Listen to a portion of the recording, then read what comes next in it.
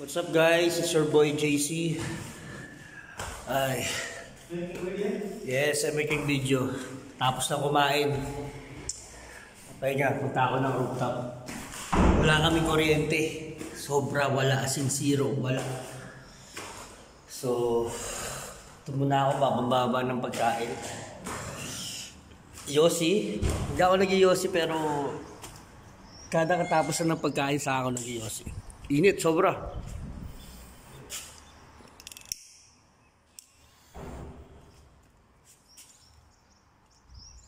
Yan, makikita nyo. Yan. Yan. Ito ako sa may rooftop. Tamang chill-chill lang muna rito. Grabe, sobrang init. Alam mo yun, yung parang ano, yung parang nagluluto nagluluto sa kusina ng walang exhaust.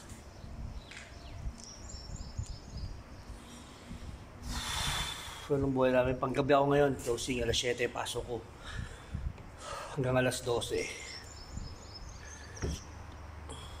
or 11:30 lang, pero naabot kami ng alas 12.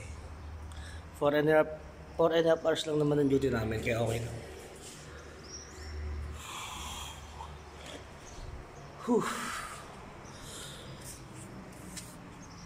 Bukas 2:30 naman ako.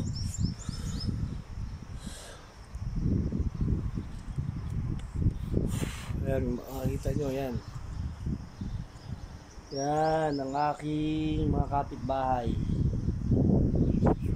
Yan ang aking mga kapitbahay. Diba? Hindi katulad ito ng Qatar. Ang Qatar talaga number 1. Maganda sa Dubai. When it comes sa mga titirahan, saka sa mga vicinity mo, maganda. Dito kasi tahimik, tapos ang lalayo pa ng mga bilihan. Nag-bike kami pagpapasok sa store. Hindi kami wala kami service, nag-bike kami, bike.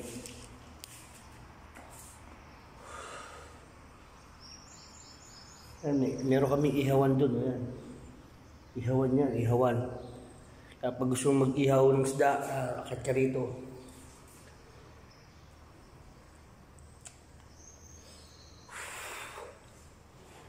Ulam namin ngayon, adobo Filipino food. Kasi na-request ko yan. Hindi puro lagi na lang Indian food. Sabaw, kanin, itlog, kanin.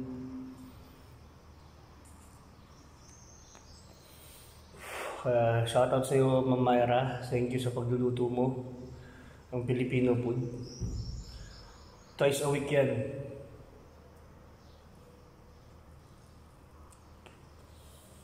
Sobrang init Mapawisan agad ako. Pawis agad yan. Pawis agad.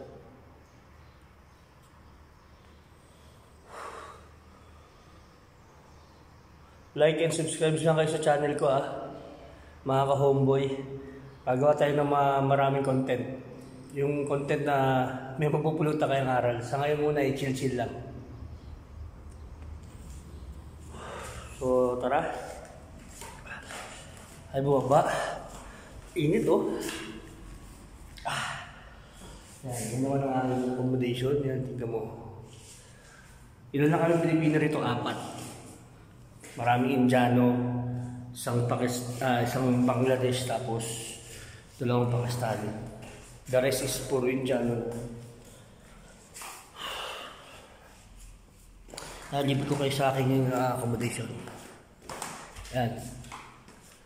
Ito yung aking kwarto. 2 kaming Pilipino dyan. Pero mayroong isang South African naka-base dyan.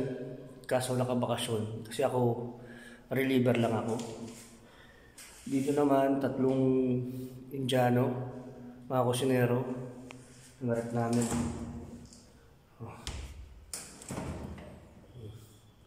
Puro pagkain ng Indiano yan. Dito naman, 2 Pakistan, isang Indiano. Okay. Meron pang isang kwarto rito. Ito. Ayan sa isang manager na Pilipino, assistant manager. Ayan, baba tayo.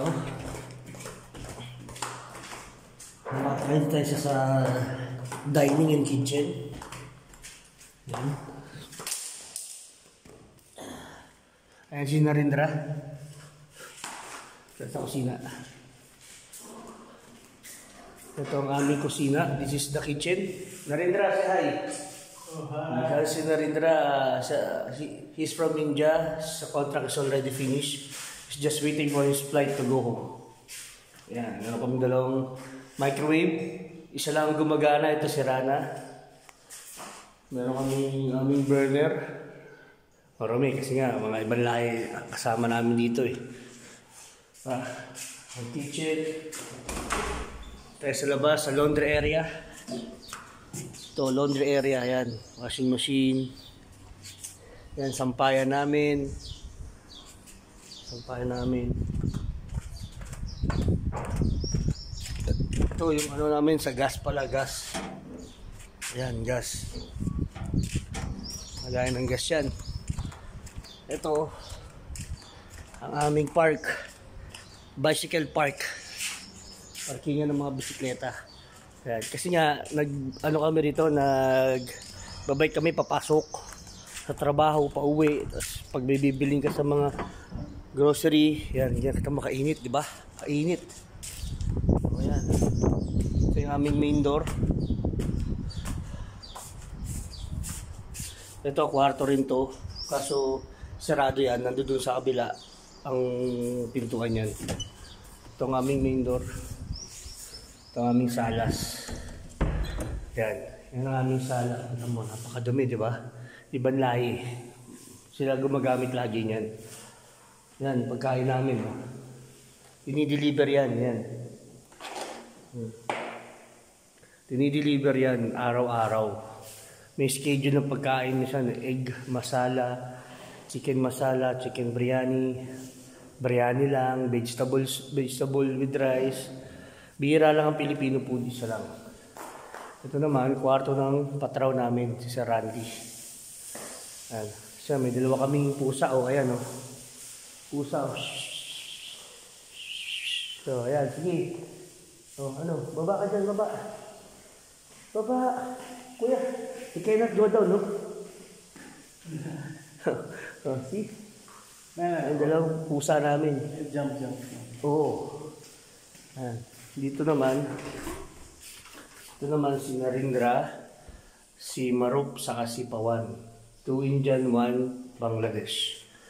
Ito yung toilet nila. Ito yung kanilang hand sink. Marami kung titignan nyo, napakarami.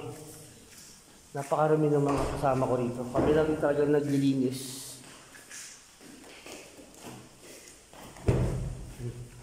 Yan sila naglalaro. Yan dalawang pusa namin. Alaga nila yan dito.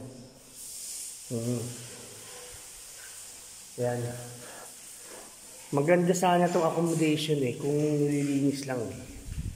Kaso talagang tamad yung mga kasama ko rito.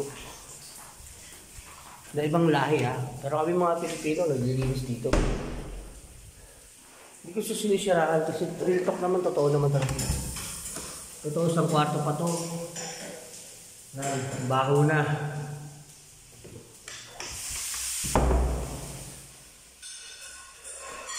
Yan. Kaya tuloy tayo dito sa kwarto. Pakita ko naman sa yung kwarto namin. Kaya ako maglakad-lakad. Kasi laki na ng tiyan ko. Malaki ako. Nakita na yung dede ko.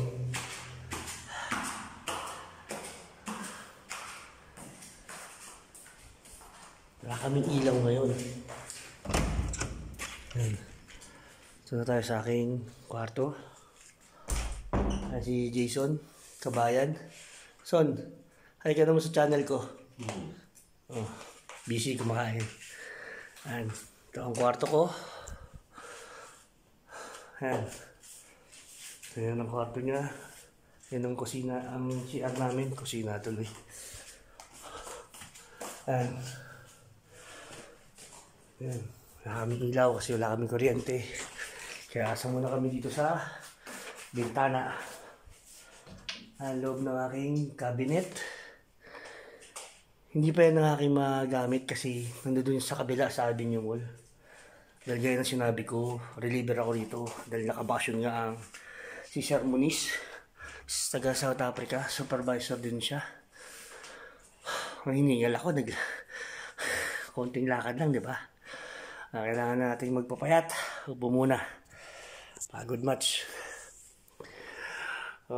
Stay safe kayo dyan.